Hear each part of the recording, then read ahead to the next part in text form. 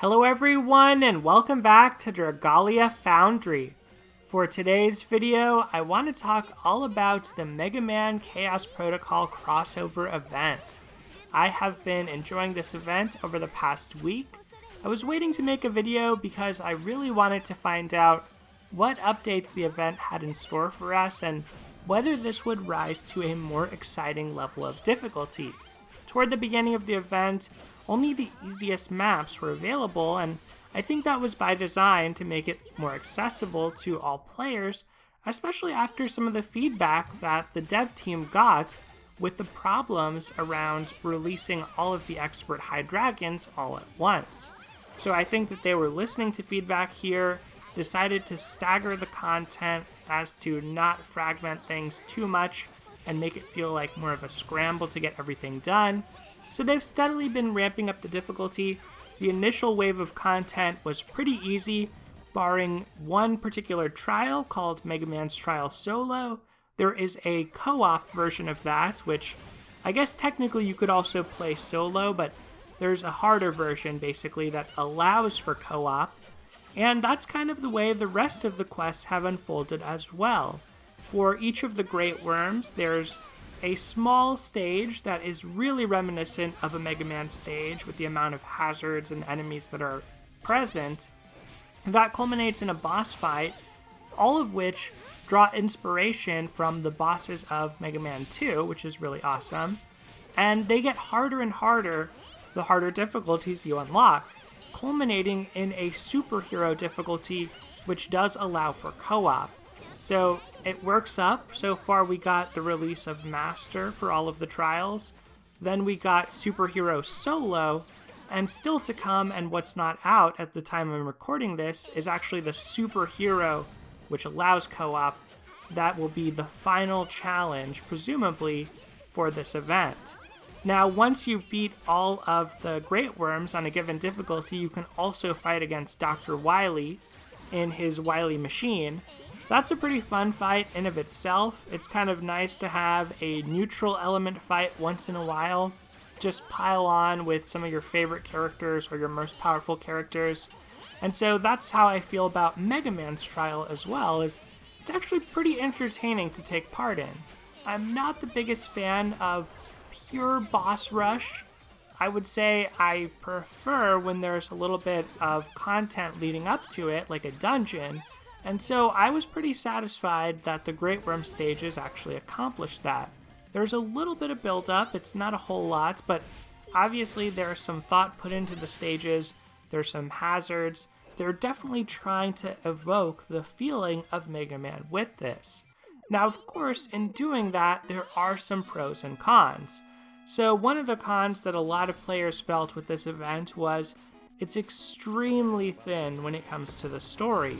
I think the story is actually one of Dragalia Lost's stronger points. I know not everyone is a huge fan of it, but I do think they've got some great writing and localization, some really funny moments, and it's carried by the strength of the character writing. So, unfortunately, we didn't get those fun interactions between Mega Man and the characters of Dragalia Lost, or the worlds of Dragalia Lost, really. That was a bit of a letdown in my view, especially considering Mega Man doesn't have adventurer stories. Mega Man doesn't talk at all, and I was kind of okay with that, but I do wish he had a little bit more personality in terms of sound effects. It's funny because in the event itself, they actually use a lot of really nice sound effects, and his moves have good sound effects, but there's certain moments of silence where it's just really weird that he's not doing anything. The thing I can think of is when you first put him on your team and you swap him with another adventurer. Normally when you swap adventurers in and out, they have like a battle cry line or they say something about them being on the team. I just wish Mega Man had like a little beep or maybe even his sipping sound that he does for one of the stickers. And speaking of the stickers, that's actually where I feel like the fan service is really awesome on this.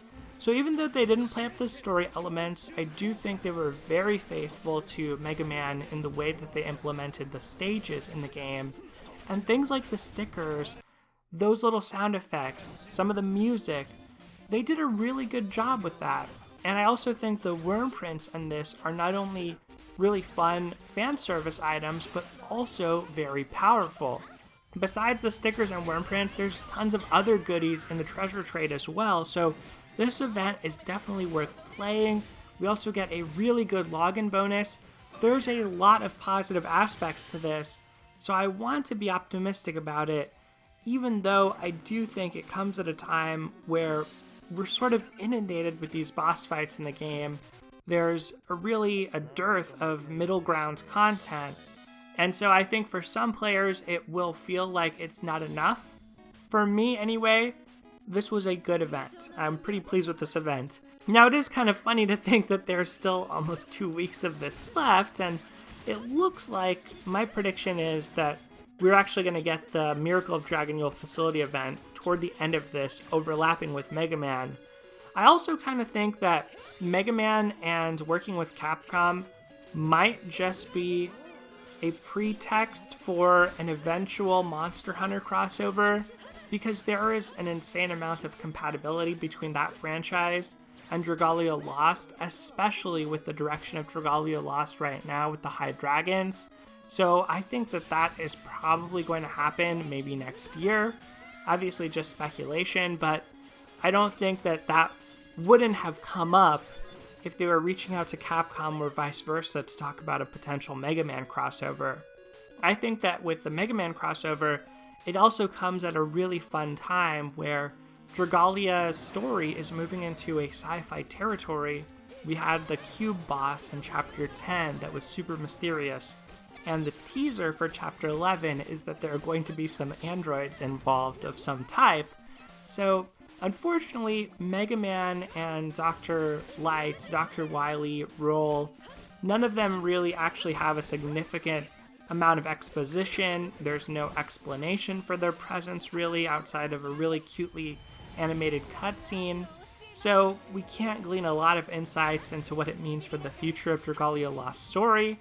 I will say in terms of the worm prints, just to give those a little bit of a breakdown, and then we'll break down Mega Man, I think Mega Friends is absolutely awesome. That is the worm print that has Wily Machine's Bane. All of these worm prints have some utility except for roll on against specific bosses in this content as well. So if you're struggling with a particular boss fight or with Wily Machine, you can actually equip those and you get them as drops, additional ones. So hang on to them if you are having trouble. You can start to load out your entire team with them, hopefully give you the power you need to be able to complete some of this content in the duration of the event, which thankfully, if you are new or if you are struggling, is pretty long. But Mega Friends, even outside of this environment, has 30% skill damage and 40% force strike damage, which is pretty fantastic. It makes it a better print than a previously popular print called Fresh Perspective, which was a 4-star. Great artwork on that one of Lowen and Ronzel together, but the artwork is equally good on Mega Friends of Mega Man and Yuden, so I think that's a lovely print. Another print that's quite good is Wily Warrior's Air and Clash. Air and Clash has flurry strength of 20%, so every time you have a combo count of 15 or higher, while you're able to keep that up, your strength is going to be increased by 20, and that also has light res of 10% as a secondary effect. So this is really similar. It's basically identical to Flash of Genius. It's a very popular print that has the same flurry strength effect, but it has wind res as a secondary. So this lets you use that same flurry strength bonus, but has a better secondary passive in environments where that light res is going to matter more than the wind res. In addition, this also has Brainwashed Jupiter's Bane of 60%. So that's probably my second pick as far as the worm prints. And then the other one I think is really good is Wily Warrior's Bubble and Wood. This one has Zodiark's Bane, and Zodiark and Jupiter are, in my opinion, the harder of the boss fights. I'm playing those now on the superhero solo difficulty, so you can kind of see what I was able to do, what worked for me with my teams. Unfortunately, I did have to re-record for Jupiter and Zodiark because I lost some of my initial footage. So it's not my first clear of those, but I did want to go ahead and show and record a deathless clear for each of those so I can go ahead and share that with you. But this is what worked for me. It's not necessarily what's going to work for everybody. I do have some of the high dragon weapons, a few tier 2 high dragon weapons as well. But my general advice for y'all is try to be somewhat defensively minded in your team comps. Have a good balance of co-abilities. Melee adventurers tend to be a little bit safer because of their higher base defense. But having things like axes, lances as part of your team comp to increase the overall bulk of your team can result in fewer AI one-shots. That's going to be one of the biggest complaints about this event, I am 100% sure, is people saying that their AI are dying to random things. And it does happen. It happened to me as well. I had to retry some of these a couple times to be able to get it down. But if you are patient and you're willing to keep practicing at it, there are little ways you can try to mitigate that.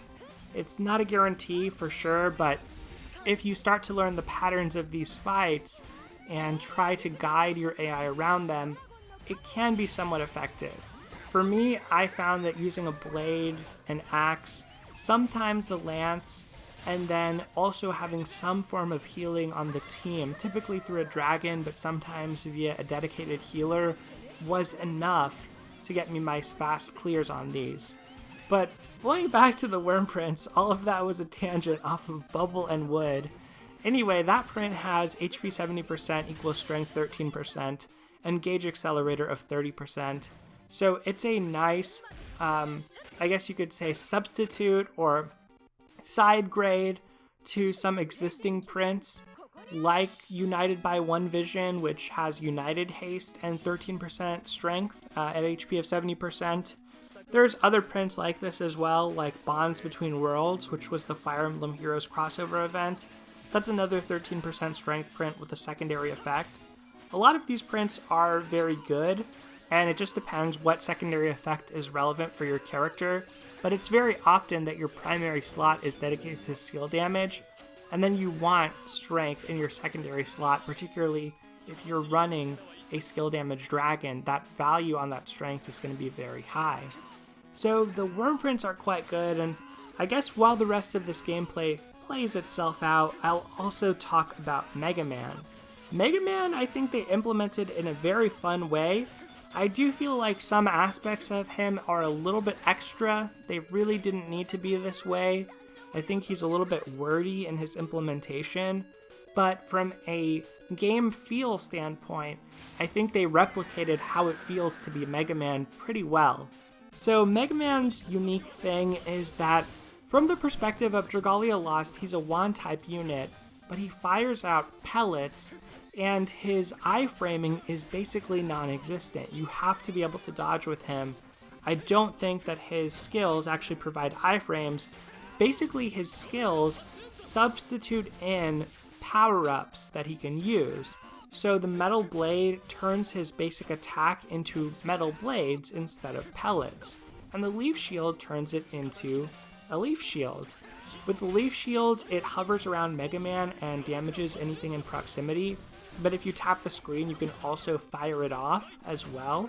But it's actually a little bit better damage to let it hover around, I believe, and continuously knock an enemy with those leaves. The Metal Blade is kind of interesting because it inflicts bleed, so I think the way that you'd want to manage this one is to swap to it, use it 3 times to get 3 bleed stacks on an enemy, and then swap back to your normal basic attack with your pellets so that you're not overcapping. You can't go past 3 bleed stacks at a time, so you're not wasting some of the ammo, because both of these have a gauge as well. And once the weapon gauge is exhausted, you can't use that weapon anymore. So that is something to keep in mind. The other thing is that these are not affected by skill prep, skill haste, energy, or skill damage. They're only really affected by things that benefit basic attacks. So Mega Man, really, the only types of worm prints that you want on him are things that increase strength, increase critical rate, or critical damage. Force strikes, potentially, if you actually plan to spam force strikes with him a lot, but I don't know that that's especially good for him. I think something like Flurry Strength would probably be pretty good because he should be able to maintain combo with his pellets pretty well. His skills may not have an iframe from what I can tell, but his dash does have a tiny iframe. So Mega Man, when you roll, he does a dash animation, classic from his games, and that actually does damage, but also it gives him a very, very small window of invulnerability. So you might be able to use that to do something, but I don't think it's actually super powerful or anything like that. I think for the most part, Mega Man needs to be dodging any moves that are coming his way. And so if you're trying to play through all this content using Mega Man, he does have bonus damage for the event, but you're going to have to get really good at avoiding attacks, dodging, not taking any excessive damage, especially if you're trying to solo it with him, for instance. From an ability standpoint, Mega Man's LS Reactor 2, his first ability, is what causes him to deal extra damage to enemies in quests from this event. It boosts his damage by 30%, and it also makes it so that regardless of the dragon you equip him with, he's always going to shapeshift into Rush, or the form with Rush, where he's riding on Rush. He has stun res of 100%, and then he has gauge accelerator of 35%, which should allow you to break enemies more quickly. And I think that mainly they chose this just because overdrive, gauges, all of those things sound like they're from Mega Man, or they relate more closely to Mega Man than something like Dragon Haste, you know? That is a really cool sounding effect that could come out of that world. And speaking of that, Mega Man has Overdrive Punisher and Gauge Accelerator as a co-ability. Now, I think it's a little bit extra, the fact that these are combined. I don't really think he needs both, but he happens to have both, so it is what it is. But this increases damage to enemies in the overdrive state by 15%, and the rate the mode gauge decreases by 10%. And remember, that's applying to the entire team. So that is a pretty huge bonus to be unique to Mega Man. It's not as powerful as co-abilities like Strength, and I would say it might not even be as powerful as skill damage depending on the team that you're running with. I think that it can be effective, it can power you up. In Mega Man's case, you're already for sure going to be dealing extra damage because of the Overdrive Punisher of 15%. It means that however long Overdrive is for a fight, during that entire portion, you're going to be dealing 15% extra damage. But the question is, how long does that actually last as to the size of the benefit that Mega Man provides? If it lasts a long time, if you're fighting a Manticore that has Fury, for instance, you're going to be dealing a ton of damage the entire match. But if you're fighting somebody that breaks very quickly, well, I guess the added benefit to Mega Man is you can break them even faster, but you're not going to have a lot of bonus damage either. So Mega Man is a fun one to consider. I think he's a powerful adventurer, but requires a lot of skill to play well because he lacks those iframes. You have to manage his ammo, you have to do a lot more dodging with him, and he even feels different in his movements, in his attack patterns. So I haven't experimented with him that much. Please correct me and fill me in if I'm wrong on anything, or if you've found something different when you've been playing with him. But that's pretty much all I want to say about the event. There are aspects of it I really like. I would say I'm positive on the whole with it. I found that it was a pretty chill time to kind of grind things out, enjoy some of the fan service and design decisions that have been made that are a little different than what we're used to seeing with Dragalia Lost. I know there wasn't a lot of story with this, but I was satisfied with this event. Now, expectations were pretty high, so I would understand if this didn't quite do it for you. So wherever you stand, let me know in the comments below. I'm looking forward to seeing what you have to say, and also hearing from you if you are still struggling with some aspects of the event, so maybe others or myself will be able to respond. Either way, I'm really curious to hear what you have to say. But everyone, that is going to do it for this video, so thank you as always for watching. Take care, and I'll see you next time.